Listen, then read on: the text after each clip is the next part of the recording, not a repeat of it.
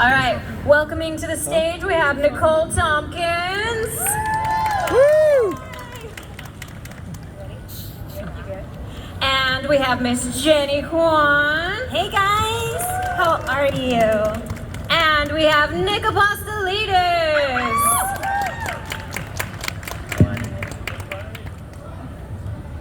Did you get a mic? We could. Nick doesn't get a mic, so we're going to speak for him in sort of a ventriloquist act that we've been working out. So I'm going to interpret. Oh, sorry. So guys, what I wanted to tell you is that one thing you really got to know is the heavenly fluorescent lights really add such a dynamic color to your chest tattoo. Yes. Perfect, Nicole. Thank you. Well, thank you guys so much for coming out this weekend. We're very happy to have you guys. Hi, everybody. Welcome. Is everyone having a good time here? Oh yeah. Show of hands, who's getting a tat this weekend? Only two? Only Wow. two? 3, 4, 5. Come on, raise them a We are little higher. surrounded. You're on the We're a fence. maybe. We're on the yeah. fence. If you get one, I'll get one. Oh, there you go. Challenge on. Anyways, this is me. Hi, I'm Nick. I've started. Oh, hi, I'm Jenny Kwan. And I'm Nicole. And I was just gonna say I've started thinking about like I'll doodle little flash tattoos. That's what I'm gonna do. I'm gonna start just doodling little. So things if you're that- not understanding what she's saying, if you want to get a tattoo, she will design it here. So Can't promise it'll be very good, And but- then I think you might be able to find a tattoo artist somewhere around here. I think there's some. Oh yeah, we see someone waving, so there's a tattoo artist back there. Cool. So let's get started. That's your new #1 fan. Way to go. So I have to ask, is there a certain company franchise that all three of you are actually in together? Like, I know there's different games, but I think No, I don't think so. there's not. I thought you were in Capcom, were you not? Oh yeah. Oh, I guess we could start maybe saying what you guys may know us from. Do you want to start? Sure. Okay. Yeah. You probably know me from Resident Evil. I play Jill Valentine and Daniela Dimitrescu in the Resident Evil franchise, and I'm here next to the fantastic. I'm actually such a fan of this woman's work. Hey, like I said, I'm Jenny Kwan. You guys might know me from Avatar: The Last Airbender. I play Suki, your favorite Kyoshi warrior, or Chun-Li from Street Fighter 6, or if you guys know some anime, I also do Higurashi. I play Sadako Hojo, and in High Rise Invasion, I'm Mayuka Nisei, and some other stuff. So if you guys have questions, we're going to be so excited for you guys to ask them. And we have Nick next to me. Yes, and you will probably mostly know me from the Resident Evil franchise as Leon, but also I was in the Life is Strange franchise as well. I play a young Frank Bowers and Charles Erickson as well.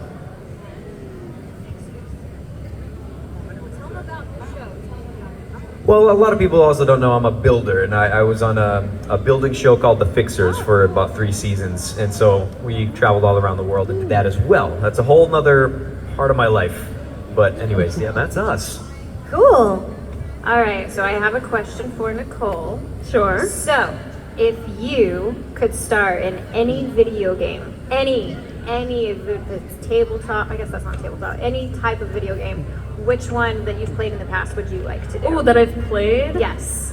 Oh. Like Nicole is in the game. Oh, I'm such an Uncharted fan. I really loved playing through the Uncharted series and the Tomb Raider series. I love those adventure games. I think those are really fun. Do you think you would do well in the Uncharted world? Yeah, no problem. No problem. Scaling rocks, no big deal. Would live a very long 5 minutes. All right, and then I have a question for you, my dear. So, I know you kind of like cats. Cats are... both of you like Are you cats. talking to me or Jenny? Both of you. Jenny and you. I was like, I thought you were talking to Jenny. Sorry. So both of you actually, since you guys like cats so much, as far as your cats, you know their personalities very well. What video game would they do well in? Stray! No, that's not a cat game, just because they're sassy. You didn't tell me there was rules. Okay, now there is. You should have specified that before. Is there a game for the actual How to Train Your Dragon. Is there a game that exists? There is a How to Train Your Dragon Is that game. right, Nicole? Yeah, Yeah, because his name is Toothless because he looks like that dragon. And he's so cute and playful and sweet. That would be what I would say. My cat would thrive in Stardew Valley. That's probably about the extent of her capabilities. Oh, sorry. Nick, you, out of all three of you up here, I know that you've played video games the most. What video game did you want to be in? Like, you played this besides what you're actually in, because I know you're a big Resident Evil fan, but what did you actually play that you wanted Nick to be in that universe? I really want to just continue to be in my favorite franchises from way back when I was a kid, and so I just went ahead and beat again Super Metroid. I don't know if anyone's a Metroid fan. I beat that just like 2 weeks ago. I beat it 20 times. Like, so I think like the Metroid universe, Castlevania universe, the Metroidvania universe, side-scrolling platforming, like anything like that would be cool, even just to have like a few lines as a character. But and a Mega Man, I would love to voice a boss of a Mega Man or something like that. So many. Okay, so this is gonna be a three, you guys are all answering this one, go across the line. Let me ask first, I know you two have you done mocap as well? Have I done Yes. mocap? I have done mocap, and I will tell you, my first mocap experience, I can talk about it now, but does anybody That's know... actually what I was gonna ask about, your first Oh, mocap yeah. experiences. Does anybody know the franchise for Grand Theft Auto? Yeah, so they did a Grand Theft Auto, I'm gonna try not to say names. They did a Grand Theft Auto for Hong Kong. So one of the parts that I was cast for, I went and I did the whole thing for like a few days, and then I had to go back and do pickups. And I listened and I was like, that's not my voice. And I was like, they're like, Jenny, can you just come into the office? We're so sorry. Well, anyway, they ended up casting the whole game with like any Asian star that you know, and basically like these household names. I ended up doing 5 different characters because either A, they couldn't do it, or B, they didn't want to do it. And the person who did that main part that I did, I was like, it sounds like me, but it's not. They're like, well, it's so-and-so. And I was like, well, did she just copy my like original thing I did? And they're like, no comment. So that was kind of my introduction to mocap, and it was really fun to do, and then nothing. What was your first good experience with mocap? Well, then? I mean, it was a great experience because it was really difficult, and I like a challenge, and it was like the first scene I had to do, I had to come in bawling and crying, and if you guys know, you're wearing, I'm dating myself, but we had all the wires, and I think now they do it more wirelessly, but this bright light in your face, and I'm like, ugh. It's just, oh my, and the guy trailing behind you, like, oh my, it was intense, but it was a good experience. It was great. Well, good. That's super. I was gonna say my experience was not quite as maybe dramatic. My first time doing performance capture was for a game for a very little franchise called Lord of the Rings, and I was in a game called Middle-earth: Shadow of War. And I played a shield maiden named Idril during the fall of Minas Ithil. And it was very, very cool, because for me, my very first performance capture experience, I did 4 lines of a voiceover audition in a British accent. If you just want to know how casting sometimes goes. 4 lines for something, no idea what it was. I had an age range, a British accent, and 4 very specific, like, random kind of like lines about artifacts. It was a fantasy game. And then I found myself like walking onto the Warner Brothers lot, like, what am I doing? What's happening here? And my favorite story is that I walked into that room, I had no experience in video games specifically. I was an actor, film, TV, I'd done some voiceover, but like first time going in for like a big PCAP job. And walked in, had no idea what was happening, and we did a full chemistry read. So I had a reader who was there like reading through the scenes with me. And I remember walking out being like, that reader was so good. They should use him. It was Troy Baker, who was the director, and most people will know him as Joel in The Last of Us. And I didn't know who he was at that time, but he was performing the scenes live, and now we laugh about it because I just remember walking out being like, yeah, wow, that guy's got a career ahead of him, you know? So that was my first VGAP experience, and I was just surrounded by a whole bunch of amazing pros and a bunch of the critical role peeps. Travis Willingham played my dad, and Laura Bailey was an elf, so I really was surrounded by talented people that knew a lot about the industry, and I learned very quickly. My first experience was Resident Evil 2. That was my first video game I worked on, and I had to learn really everything. It's a very different kind of medium, would you say? It's probably closer to theater than it is to TV and film, the way that they do it. And I had to learn. Going into it, even for the audition, it was really daunting because I knew what motion capture was. I knew I didn't have the experience in it, and I didn't even have theater experience. And so I reached out to some friends of mine who knew most about it and have been in it for a while. And I said, just tell me about it. What am I going to know for this audition? And they really helped me with the audition process. And then once we got into it, I realized it's not as scary as it looks. Yes, there's the head cam, and like she said, the light is flashing in your face, the camera is right here staring at you, every movement. But you get over it, and it's just it's a brilliant time. It's a very creative atmosphere because you are in essentially an empty room, and you have to imagine the whole crazy world of Lord of the Rings or whatever world you're in. You gotta imagine it, because it's like this, bright fluorescent lights staring at you, cameras, but it's fun, and we love doing it. That's why we're here.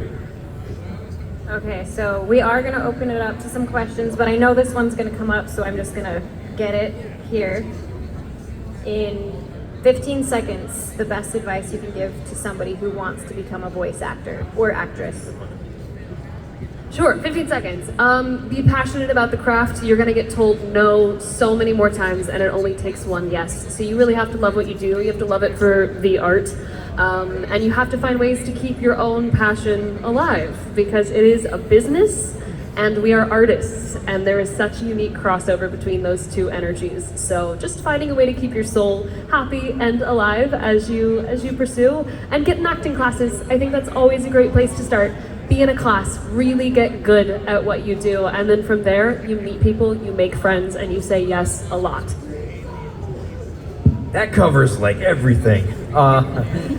It was like 20 seconds. It's a marathon, not a sprint. If you think it's a get famous quick sort of thing, the path, it's not. It's not.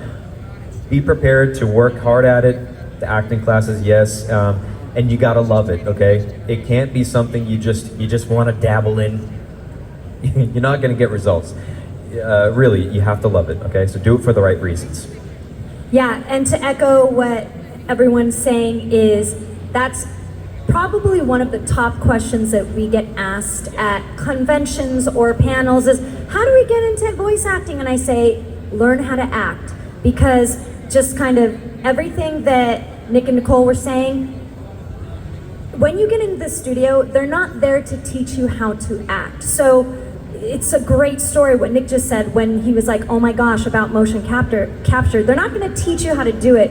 You have to show up confident, have your skills ready, always have your skills going, because I just tell people, you're going to work before you work, but you're not going to work for money. You're going to be working in your booth, you're going to be working on your skills, and there's so many people in this business now as opposed to years ago, but even more now that we are more exposed, we have more opportunities to make our own content, and you just want to be able to back it up, because if you don't, time is money and people don't want to pay for mediocre work. So get it together by getting in your classes and keeping your skills up. Great answers. Okay, do we have some questions from our audience members here? Yeah. Do you dare come up, or do you want me to come down there? Sure. I'll come up there. Yeah. You're so far away. Hey. Hey, so I have a question, kind of for both of you, but kind of more so for Nick. So in Resident Evil 2 and 4, obviously Leon's age maybe sounds a little bit different. Assuming in Resident Evil 20, if Leon and Jill are still alive, how do you guys think an elderly Leon or Jill would sound? Older, tired, injured, you name it, gruffer. I have no idea, really. They probably will have a Resident I Evil was 20. like, according to Death Island, the film, Jill is not aging, apparently, because of T-virus complications. So she does sound a little older for sure, but I don't know what Jill's journey is gonna be. I definitely think, as we approach characters, when you go to age something up, you get a little lower, you get a little more tired. You might just be kind of in a different register, Yeah, but even more than the register, I mean, my voice right now, this is how I sounded when I was 18, and I'm 40 now. So I think 10 years from now, I'll probably sound the same, maybe, but I think it's more the attitude, especially in a world that our characters live in.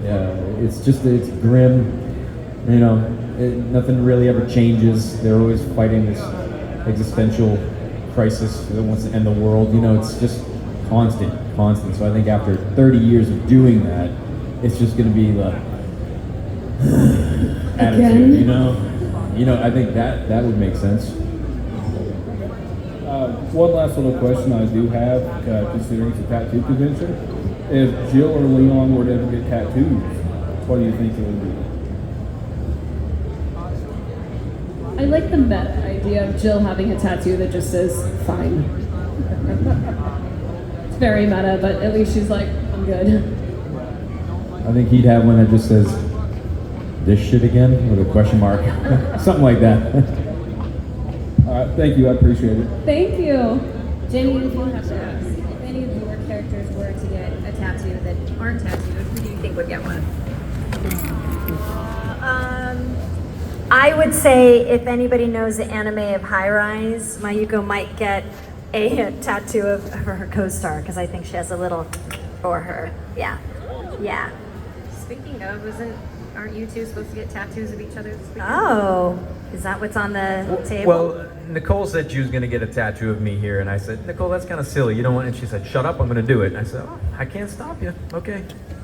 Really? Because Nick met me with, I'm gonna get a tattoo of you hanging from my armpit hair. I did not say that. It is on camera. On Instagram. Do we have any other? Touche. Okay, I'll come back here.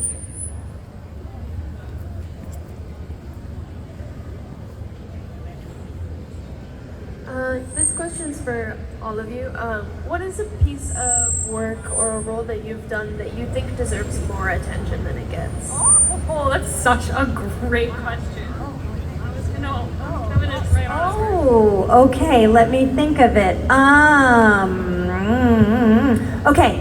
So, I would say I do this anime, and it's kind of starting to. It's been around for a minute, but the character that I voice in an anime called Scissor 7, her character's name is 13 because she's the 13th best assassin in the world. But I really love her character arc, and the anime actually, it's becoming a little bit well known, but I just really like her character arc. So as people learn about it more, or if they know it, they always come up to me and say, oh my gosh, and they know. It's like kind of like, if you know, you know. So I would say probably that character for now. Okay, I'll go. You wanna go? The show I mentioned earlier, The Fixers, if anyone here watches HGTV type shows, building shows, stuff like that, this is a building show mixed with documentary style, showcasing different communities all around the world. I've never seen anything quite like it. It's on a smallish network called the BYU TV network, and I'm not sure why it hasn't gone on to a bigger network. That's not what I deal with at all. But it's a beautiful show. I'm not saying that because I build and host on it. It's really heartfelt, and it showcases really, really important nonprofit organizations from all around the world who are trying to make a difference for the people around them. Whether it's a village, whether it's half of a country, it doesn't matter. All the stories are different, all real. It's very emotional, it's beautiful, and then you've got the building challenges all around the world with different climates, different materials. Are you 3 hours in the mountains in Thailand and have to work with bamboo, not You know, there's no Home Depot down the street. It's a really fascinating program, and if anyone wants to check it out, once again, that's if you just Google The Fixers, BYU TV, you'll find it, or my name. I have to follow up I have to follow up him pitching a project of like, you know, saving and changing lives. Fine. Well, it's honest. Yeah, no, it's super honest and It's a good super show. cool. Give it a watch. Yeah, I've seen episodes and it's very, very fantastic. So, highly recommend. I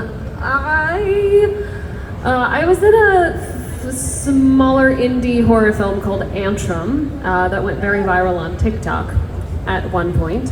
And it's just a film that it's not everyone's cup of tea because it's kind of a slow 70s style thriller. But I loved the people that I worked with and I loved working on that film, and I think it just deserves a little more hype and attention because I think that character was really intense and very cool and had a lot going on. So, I don't know. Act out your favorite scene right now. Just, she goes through a lot, so I'm gonna pass.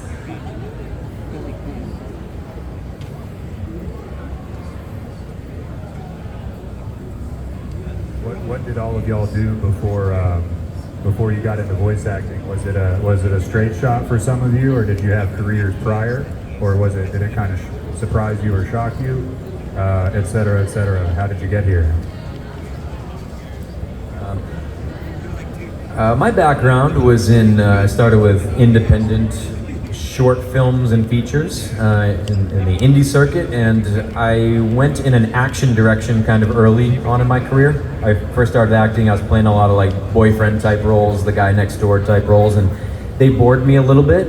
And the action hero kid in me watching Indiana Jones and everything, I wanted to go in an action direction. And the indie world provides that. You can do that in a small area. I started acting in Boston. Boston is a college town. They have a lot of talented kids coming up out of these film programs in these colleges, and you can get in their films pretty easily. It's not a huge market. It's not a giant sea of actors like Los Angeles, and so I got my sea legs, as they say, in Boston. Got comfortable, moved to LA, still had my action background, military training, stuff like that, and then it was a good segue into video games. They're action heavy. I started acting when I was 11. That was just a couple years ago. But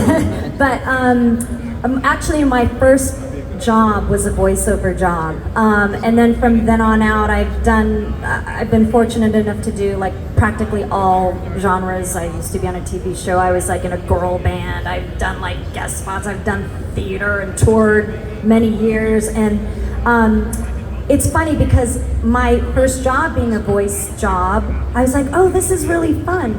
Excuse me as my throat gets a frog. And then years after I was on tour a little bit with this show, I came back and I was like, I think I want to give that another shot. And so after I did Avatar, which I just happened to audition for Avatar, and I got it, and I was only supposed to be a guest star, and then they kept bringing me back. That's when I really decided I'm going to jump right back in. And so I did my work, and I devoted all my time to really, these guys know, it's like we're in our booths daily. If I do not give myself a day off, I would be in my booth 24/7.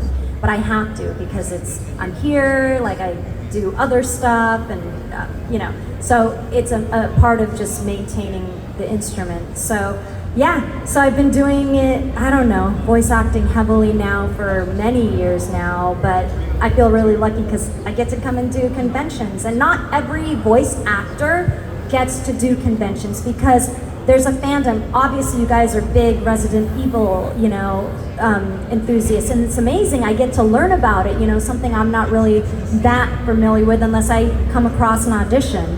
But this is just a very, very fun, and it's just icing on the cake, to be able to be here from being a voice actor.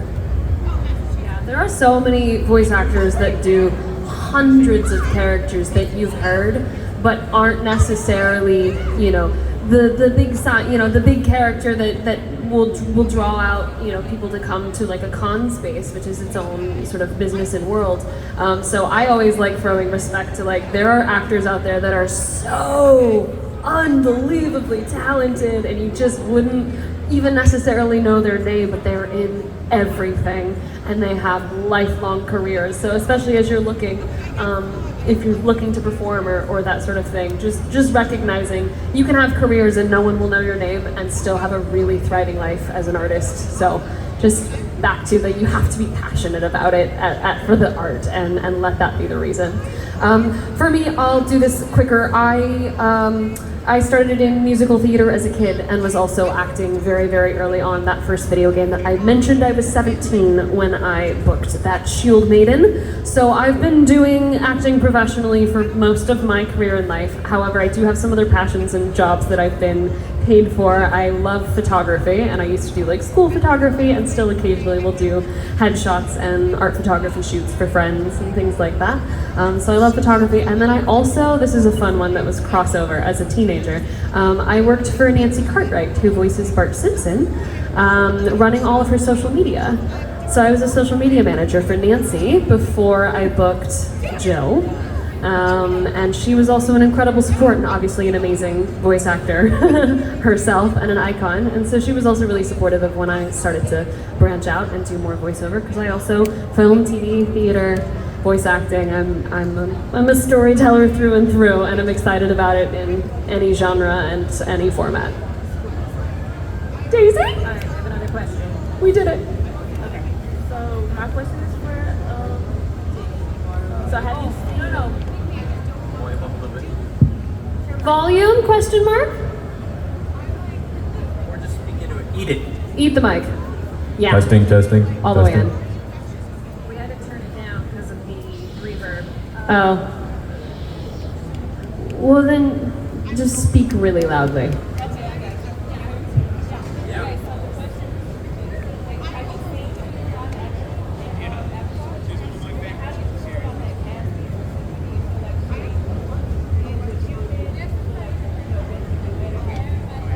So the question is, have I seen the live action Avatar series and what do I feel about it?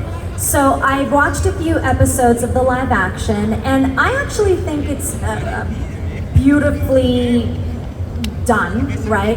I think that it's interesting how they're trying to recreate everything. Now it's difficult, like I always say, if I think of it as a standalone, fine, you know what I mean? Because you're always going to compare something that's been remade to an original and people are going to have their thoughts and their opinions and their feelings about it. But I try to just think, you know what, this is its own iteration of this.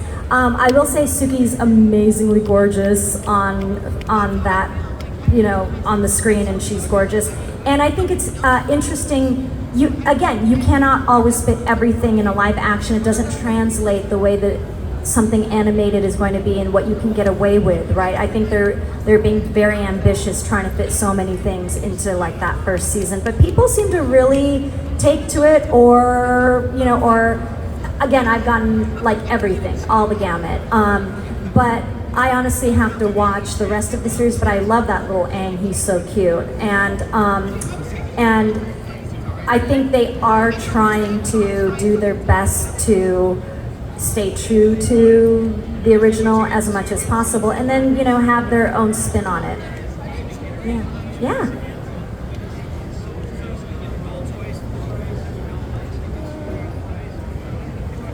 Hi. Can you hear? Yes. I'm right here.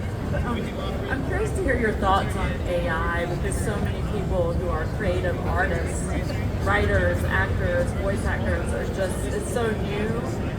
What concerns do you all have? Kind of what's the buzz in your field about AI? Sure. There's a tremendous amount of buzz.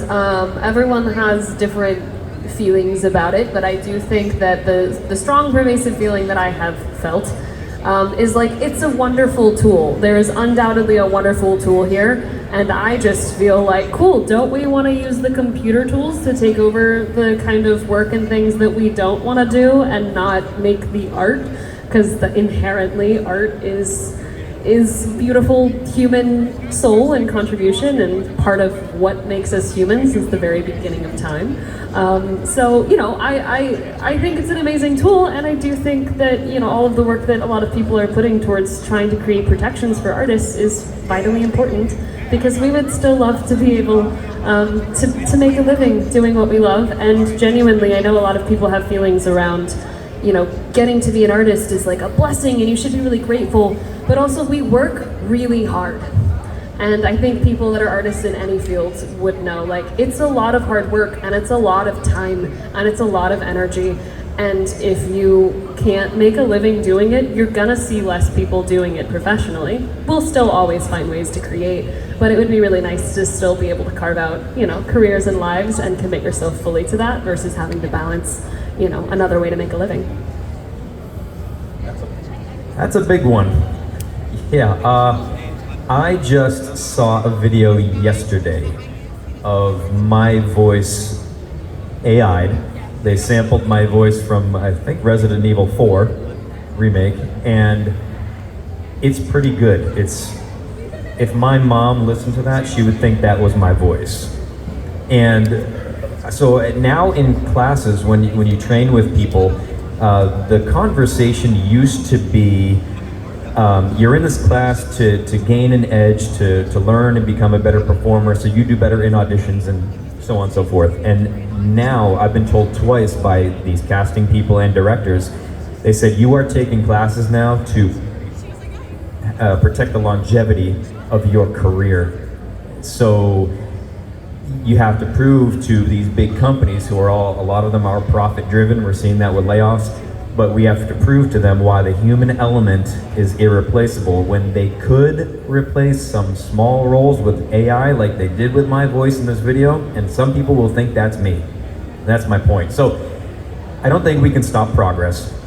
I think that ship has sailed, and so I think we have to learn to live with it. I'm also an artist, you know, graphite artist, and I think it will become harder in the coming years to, like she said, maybe monetize and have like a paying career with this stuff when it can be replaced. I think we just have to learn to live with it. I think jobs will adapt, and people that learn how to work with AI, it'll create new jobs and so on and so forth. It's just a shift. It's an ebb and flow. That's kind of like my general answer right now.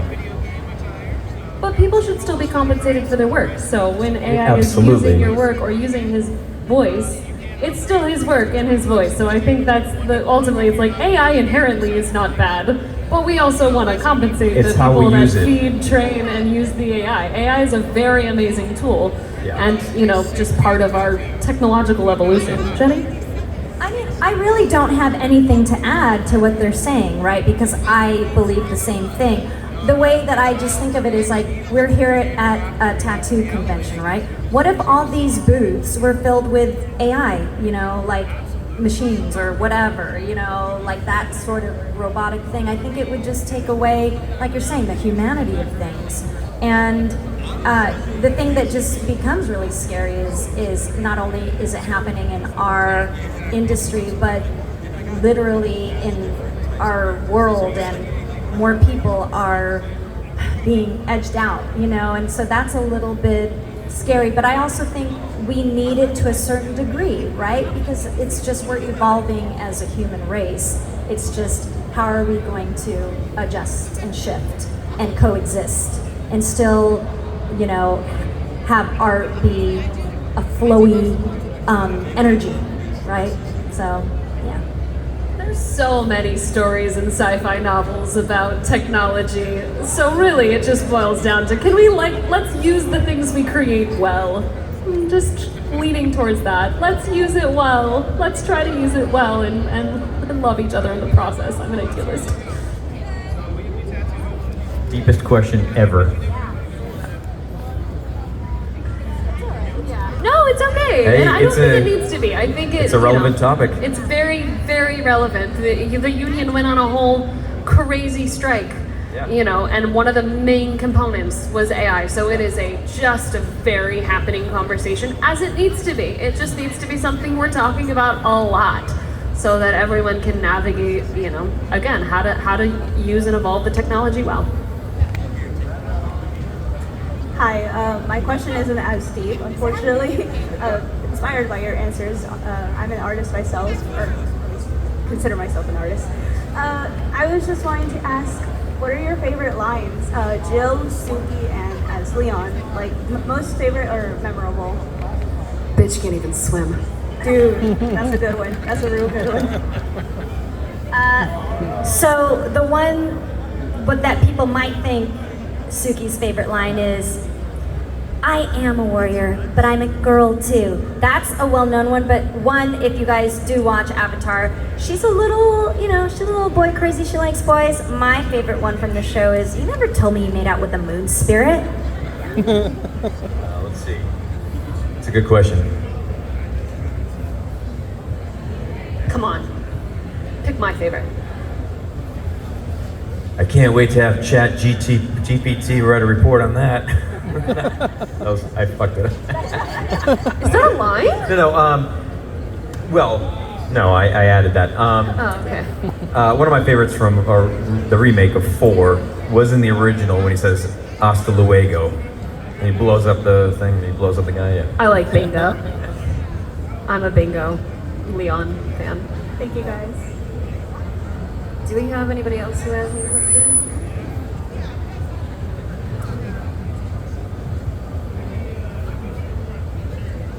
Hi, this is a question for all three of you. I was just wondering, what was your most difficult or most challenging time within the industry experience? While filming, In general, most difficult experience ever in life? in the industry. Okay, I mean, I'll give you a real, I'm transparent about this because I wouldn't be here today. This is when I got back into voice acting. So I got this major campaign for a commercial, right? And it was like my first gig back, and they had like 12 executives, who have to pitch in and tell you what they want, this and that. And I swear to you, the director might have been his first job. I mean, and he was so green, he was so new. And then he had an assistant director from the campaign agency, right? And I have the worst anxiety. And I'm just like, oh my God, like, oh my gosh, like just in my head, right? Just in my head. I'm this like anxious person. So he's directing me, I had to say 4 words, okay? And so I'm doing it, and they had me do these 4 words each time, probably 50 different times. I'm like, how many times do they want it to be said? And am I not doing what they're asking? So they're like, great, Jenny, thank you so much. And I was like, uh-oh. In my head, I'm thinking, oh my God, I think I just got fired. Meanwhile, I see someone walk in the booth, I'm like, I think I just got fired. Cut to probably a month later, I see the spot, I'm like, sounds like me, but I don't know. So I call SAG, I'm like, I just saw this commercial and it just started running. Can you just tell me if the residuals are gonna start coming? And they're like, she gets in, she looks on the computer, she's like, I'm so sorry, Jennifer. You got paid for your session fee.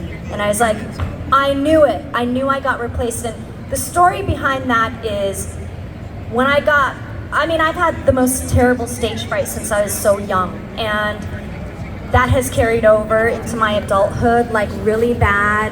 Anything I've done, even in auditions, like live auditions, I said I should do a skit where I'm like writhing on the floor, like, and then like Jenny, I'm like, hi. Like people wouldn't know because I just, like I hold it in. Anyway, that anxiety, when I got back into it, literally a director had to pull me out of a job and talk to me, and it really taught me like, you have to just deal with it, believe in yourself, be present. Doing voiceovers is not curing cancer, sorry, like it's not. And get over yourself and do it because you love it, and don't take it so seriously. Just show up, have fun. But it's been a long time for me to get to the point where I'm not that same person anymore, and I'm not like thinking of 50 things instead of what is just right in front of me right now.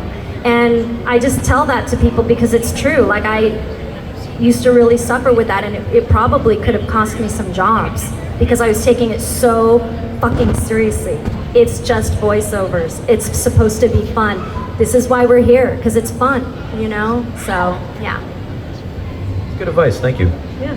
I think the believing in yourself part is just a theme that runs through, because it is such an industry where if you don't have the mental health practices to support yourself, and you are looking for success to heal you, you'll put yourself in the ground. You're not gonna, like, the success is not gonna make you happy. And I think that's true across the board. The success is not actually gonna make you happy, even if you think it is. You have to find happiness before it. Your success only amplifies whatever state you're already in, or masks it. So that state will always come back. So finding really healthy mental health ways, because you're not gonna receive the kind of affirmations you think that you want, and even when you do, they will not fulfill you in the way that you thought that they might. So I think those are definitely some lessons that I've learned. I think I've had some similar, as far as like the most difficult. In this industry, we're working with different people all the time. And so often we're lucky to work with really amazing, fantastic artists that we get along with. And sometimes you just run into someone where we're like, we are just not on the same page.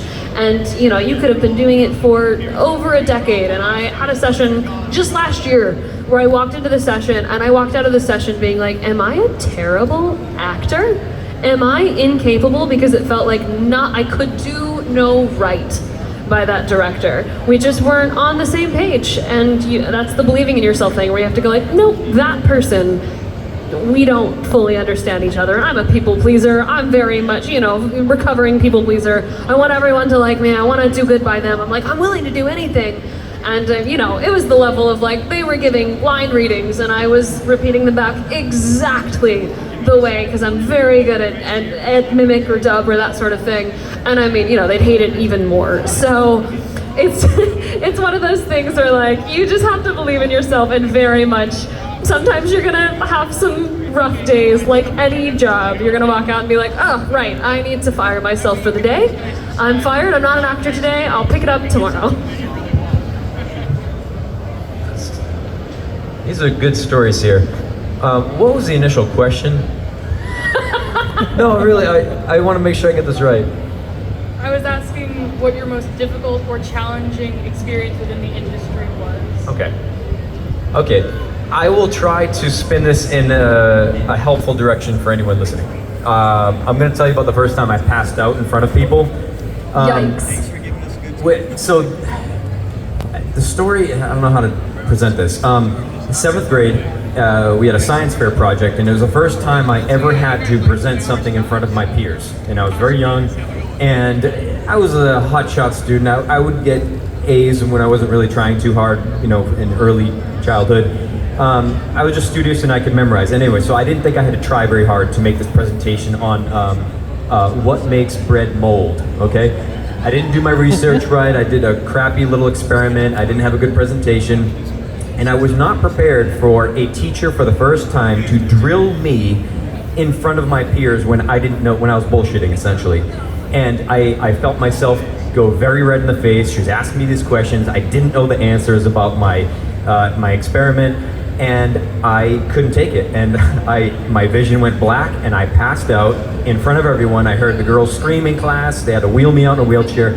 Anyways, the point of the story was, I had to re-present that project because I passed out, and it almost happened again. And from then on, I said, oh my goodness, I have a fear of public speaking, which is a common thing. Now here I am today as an actor. Now I didn't know I wanted to act until I was about 25, after college, but I knew I had to get over that fear. For some reason, I wanted to go into communication studies and all that stuff, and I had to take a course on public speaking. And I thought that class was going to be the death of me. I said, I'm going to fail. I'm going to pass out every single time. And so a teacher helped me get through that, a brilliant teacher, I love her. And anyways, the point of the story was, today I would never be an actor, getting in front of people. This is my job, is to be in front of a whole, auditioning, like producers, directors, your peers, your fellow actors. This is what I do, this is what we do. And so getting over your fears, guys. If something really scares you, but you kind of need to do that thing to do what you love, face it. You're gonna hold yourself back for the rest of your life. So face your fears. That's my It's not story. gonna get less scary, but if you can move with fear, just say thank you. You're allowed to come, but you're not allowed to drive. And if you pass out a few times in the process, go for it, but be safe. Just kidding. Don't do that. Does anybody else have any questions? If anyone else has a question, it will take us a half an hour to answer it, but So, anybody in the industry, voice actor or actors, if you guys each got to do a buddy cop film with anybody, who would you choose? Like a literally, buddy cop film like, with any Nicolas other Cage, actor Jeff Goldblum, in like, the who would you industry. choose? Dot. What a good question, Days. Somebody that you would want to work with, because you guys would be like, Brad Pitt is mine. Will he do a comedy? But could it be like Mrs. Smith and Mr. Smith too? Absolutely. How about that? She said spicy. Nick? I would want You better say Nicole my name right Tompkins now. to be my buddy cop partner. Okay, fine. I'll pick Nick Paglitas. Nicole spaghetti and noodles. I think we kick ass. We would. We'd be dope. We do. When are they gonna let us? We do really When good. are they gonna let us? Live action. Let's do it. I don't know. There's lots of actors that I love and admire, and I like being excited about people's work in general. So, geez, I'd be better at just naming actors that I think are talented and that I love to watch. who is one person though that you're like, I would love to work alongside them? Michelle Williams, Florence Pugh, Kate Blanchett. There's a lot of I love an excellent Andrew taste. Scott moment in Fleabag season 2. Yeah, there's so many brilliantly talented people out there. Nick, aside from Nicole, who do you actually choose? Maybe like someone like Harrison Ford, Oh, and I'd just be like the young, inexperienced cop, and he'd be the old, the old Harrison Ford cop. Maybe that would be cool. Or like Clint Eastwood. Are there any shows or games that you guys are currently playing and or watching? I'm currently playing through Red Dead Redemption 2, and when I play games, I tend to stream them online, and I try to bring on other actors that are in those games because I love to promote people's work. So I just had on Roger Clark, who plays Arthur, as well as the fantastic Alex McKenna, who plays Sadie Adler. So I'm playing through Red Dead 2 right now, and if you want to come join our adventure, it's on Twitch at my name. Girly, you want to come on? We'll try to go find your random person. To be fair, it's a Rockstar game and there's 7,562 actors in it. Yeah. She said she thinks she's in that game, but she doesn't know where. That's how big the resume is. Honestly though, have you seen her banner? Show of hands, aka everyone's hands. Who's gonna come over and see us over here? Come say hello. Everyone's hands? Everyone's hands? Fantastic. We look forward to meeting you guys. The question was games or TV shows? I'm currently playing through The Order 1886. Cool game. Just got introduced to it. Heavily recommended by a friend of mine. And I just started Fallout. I think I'm on episode 3. So don't spoil anything. Great show. Yeah, the TV show. Jenny? Oh gosh, okay, these questions. Oh my gosh, Daisy. So truth be told, I'm not a really big gamer, but do you guys know, she's amazing. She's so kind. Do you guys know who Vanessa Marshall is? She's in Star Wars. She invited me to be on her Woman Crush Wednesday, and I just played Street Fighter 6's Chun-Li on her stream just this week. It was so fun. My thumbs are still sore, and I kicked some ass. I was like, what? I was so nervous. I'm like, I'm not gonna be able to do this. I don't know what I don't know. She's like, no, believe me, you're gonna surprise yourself. And then she was like, what are you doing? Oh my, because I won a couple times. So I was like, yes, it was really fun. And the weird thing was, she's like, is it a trip to like listen to yourself? I'm like, I wasn't even listening to myself. I was just wanting to beat you. Like, I was just trying to stay alive. So like, that was fun because I was just literally doing it as the player, and that was fun. And TV, I've been watching Shogun, which is great. Okay. So good. Are you ready for the last question? Last question. All right, if you could recommend one book to this audience, just one. Go. Hate this. You're welcome. Go home. No, come back. One What a book. question, Days. I don't know if I'd recommend it. I don't know what your tastes are, and my tastes are all over the place. But last year I read East of Eden for the first time, and I loved it. It was fantastic. It was really compelling. So I'm gonna try to sound really smart and pick something from literature, because I'm absolutely 300 pages into A Court of Thorns and Roses right now. Alright, so we like to keep it balanced. Who here are aspiring artists? All you guys, I'm sure the majority. There is a book that is it's helpful and inspiring to do. I think I've done it once. Artist's Way, is that what it's called? It's called The Artist's Way, and it helps support your journey through whatever, if you're a visual artist, whatever kind of artist you are. I read it once, and I was thinking about going back to it to just keep, by Julia Cameron, that's right. And so a lot of young, inspiring artists read that to just kind of get the juices flowing, and I think there's a workbook that comes along with it.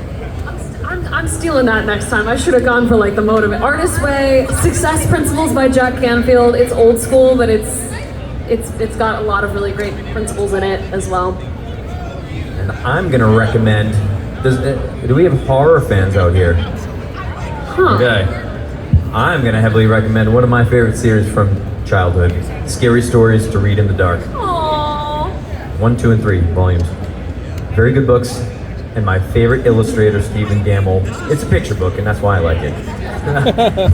Beautiful artwork, macabre art, and the stories are all based in lore from all around the world, which is really interesting.